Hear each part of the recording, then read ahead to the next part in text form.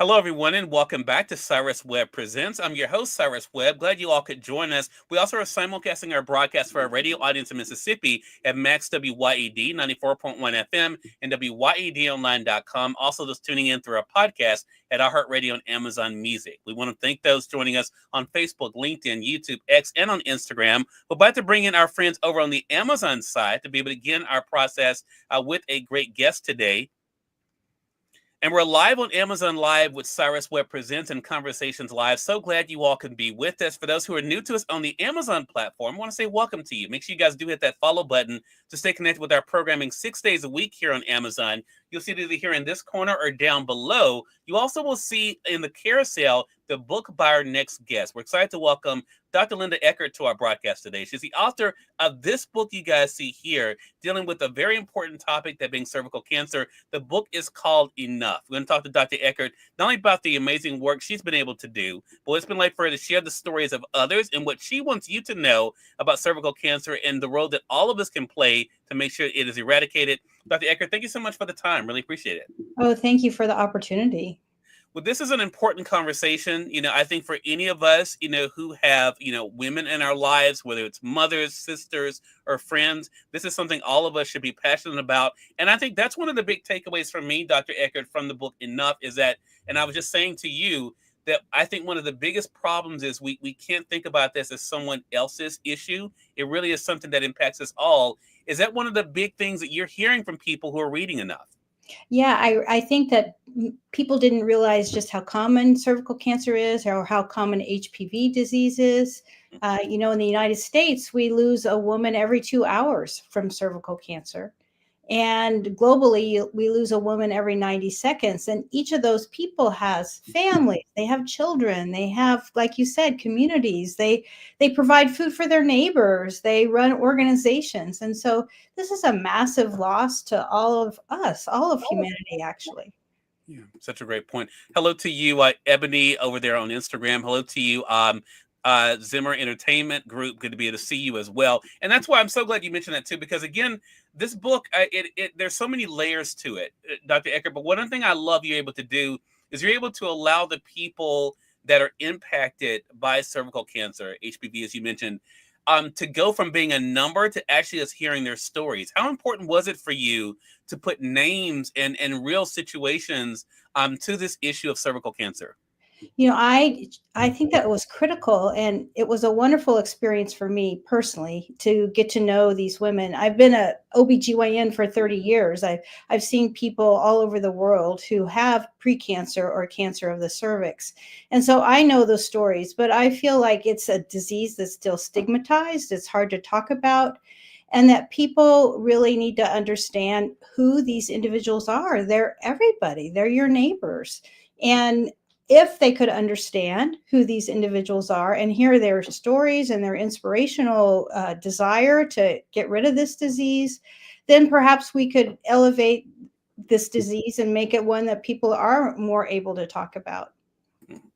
Are you finding that part of the reason why there aren't more people that are discussing this? Because, I mean, again, you give some great examples from across the world. And again, I think that's another important point here, Dr. Eckert, is that this is not just a U.S. issue or, a regional issue. It really is a global issue.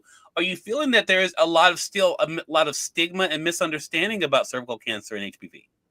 I very much so. And, I was so struck by every single person I talked to for this book who shared their story, talked about the impact of stigma. It didn't matter if it was a Google executive in New York City or a person in rural Zimbabwe. Everybody has felt the impact of being labeled negatively because they have this disease and having discomfort with even being able to talk about it. So many of them have become vocal advocates just because they really want to change that. Yeah.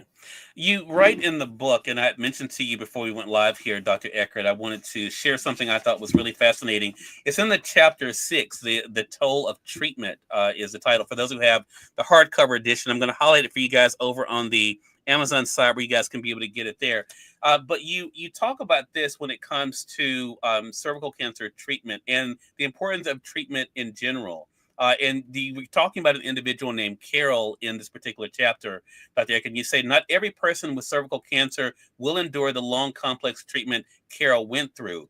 But then you say this: when cancer is caught early enough and treatment takes place soon thereafter, persons with cervixes can go on to live relatively normal lives. You go on to say then, but every form of treatment exacts a toll, and the size of that toll depends on many factors, including access to these treatments as soon as possible after diagnosis. I want to talk about the two components you mentioned there in that chapter, because I think there are two things at play here for our audience to think about. One, the importance of early detection and treatment, but also having access to treatment. For the access part, are you finding that's also an important conversation that's taking place right now? People knowing, one, if they have access, and where they can go to be able to get the treatment. I think it is a very important question. So thank you for raising that. And I feel like we have some barriers in our country that maybe we don't always recognize. But Mhm. for instance, there was just a big report yesterday about an urban rural divide in cervical cancer, and that cervical cancer cases are actually increasing in rural areas. And they were decreasing in urban areas. And now they're stable in urban areas, but they are increasing in rural areas. And I think that is access. It's access to screening, it's access to treatment, and it's the use of the HPV vaccine that has been shown to be lower in rural areas. Yeah. And I thought that was there's so many different layers to this, Dr. Hickett. I thought for myself as a reader, and of course you're the expert, but I think for a reader like myself and my audience who's thinking about this, I think a lot of it goes to, we were talking about stigma earlier, but also making sure that we're educated, right, about what's available, and how we then can then go about the process of getting what we need. That Yes. educational aspect, was that one of the things you hope came out of enough that once people saw these stories of others, they would then want to educate themselves about not only their own bodies, but also those of their loved ones and what they can do to help them? Absolutely. And one of the reasons that I worked so hard when I wrote enough to not use medical language or medical jargon to try to Right. make it understandable to everybody, Sure. because I do think there's a lot of empowerment that happens when we have knowledge about our bodies and knowledge about what HPV is and knowledge about how to get screened. And so that definitely was one of my goals. You do talk about, and you tackle the universal nature of this, and a lot of times I think, again, part of this is our own ignorance as individuals, that we think about, we always think, and you do talk about Africa in the book, but we think about this is not something that, quote unquote, we have to deal with, right? I think there are a lot of people who think, oh, that's not something I have to be concerned about, or my loved ones don't be concerned about. What has that been like for you in your profession, Dr. Eckert, to help people know that this is something that literally can impact us anywhere we may live? Yeah, I feel like that's been one of the privileges of my profession as a person who's taken care of women for over 30 years, is to help educate women, and so that they therefore can be, peer-to-peer educators and talk to their neighbors, talk to their communities, talk to their churches about this. And I think that is how a lot of really good education happens in our country. It's not just top down, it's really peer to peer. And I feel like that is a big goal I had in writing this book, so that, you can be empowered and you know what to say and how to think about it, not only for yourself, but as you mentioned, for the people around you. Yeah. And I think for myself, when I'm doing programs like this, Dr. Eckert, I'm always thinking about that, because, of course, because of my own family, of course, but also thinking about our audience. I wanted to say hello to Zimmerman Entertainment Group. I was joining us there from North Carolina. She says, great topic. I'm a fabulous mess. I love that name. Hello to you over there on Instagram. I think we all can relate to that. Carrie Records, hello to you. For those who are just tuning in, welcome. You all are watching Cyrus Webb Presents or listening to Conversations Live. We're excited to welcome Dr. Linda Eckert to our broadcast today. She's the author of this brand new book that's so powerful, Enough, Because We Can Stop Cervical Cancer. I'm going to get into that subtitle here in just a bit, Dr. Eckert, but I want to say to us guys out there that this is a book that we should not be afraid to read. As Right. Dr. Eckert mentioned, and I can attest to in reading it myself, it's a book that's necessary for all of us because of our loved ones. It could be because of your mate, your children, your family members. This is something that can impact us all. Dr. Eckert, the subtitle of the book, Because We Can Stop Cervical Cancer. Talk to us about that, because I think a lot of people don't think about this is something that can be stopped. Yeah, What do you hope the book does in being able to share that message? I think it's one of the most hopeful aspects of the book. I mean, sure, it has stories of people who have cervical cancer, but the purpose of the stories is to say, we can end this. We Yeah. have such good tools. Cervical cancer is really something that we understand. We know what causes it. 98% is caused by infections with human papillomavirus, Mm. specifically certain types of human papillomavirus that can cause precancer changes at the level of the cervix that then can change into cancer. And so we have ways to prevent those infections. We can use condoms, that prevents 60% of them.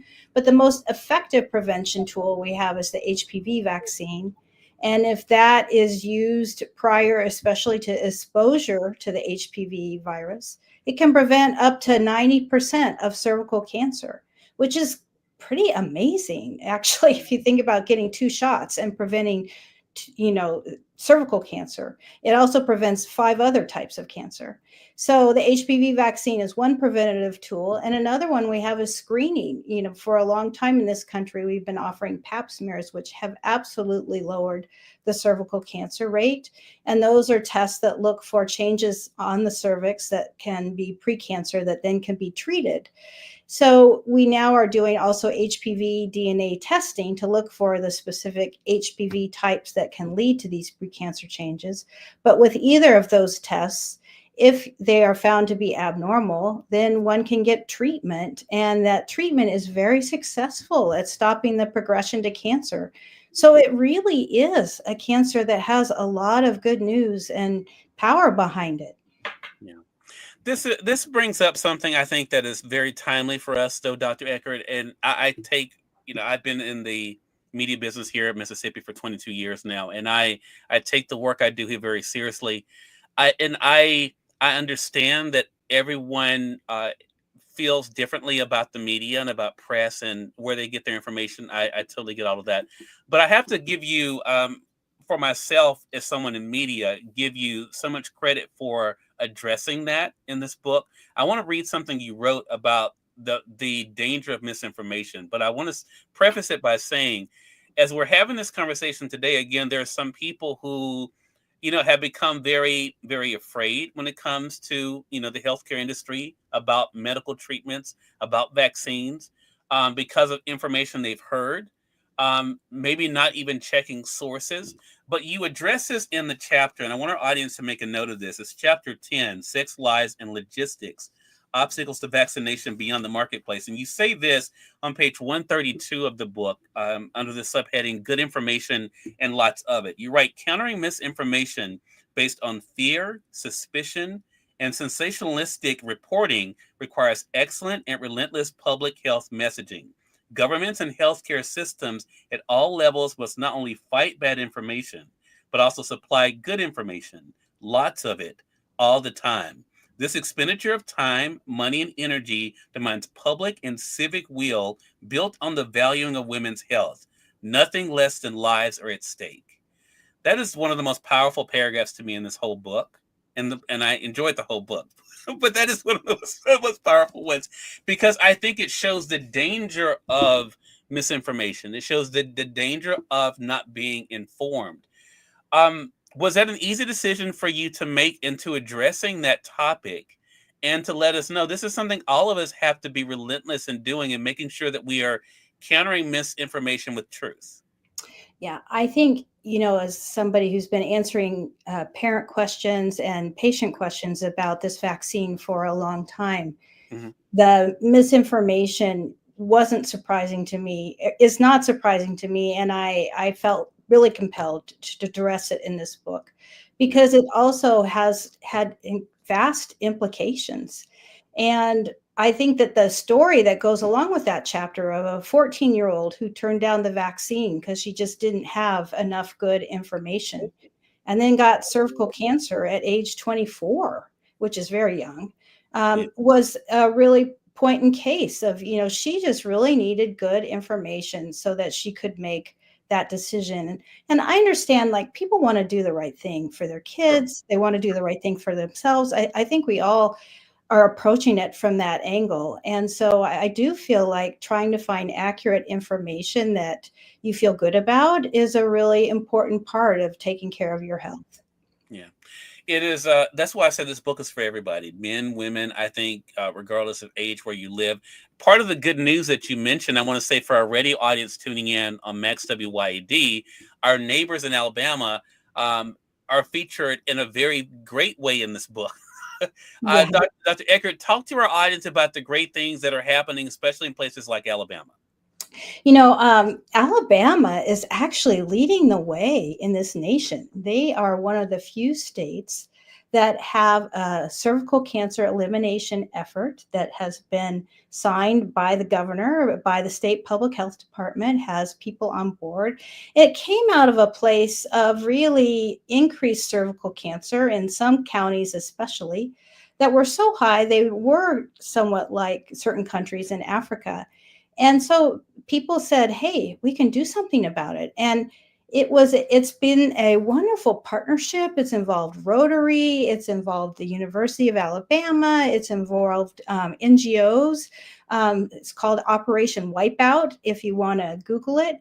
And they have gotten so many people on board, and they've started with screening in some of the counties where they had a very low cervical cancer screening rate. And again, it was mostly about education and access.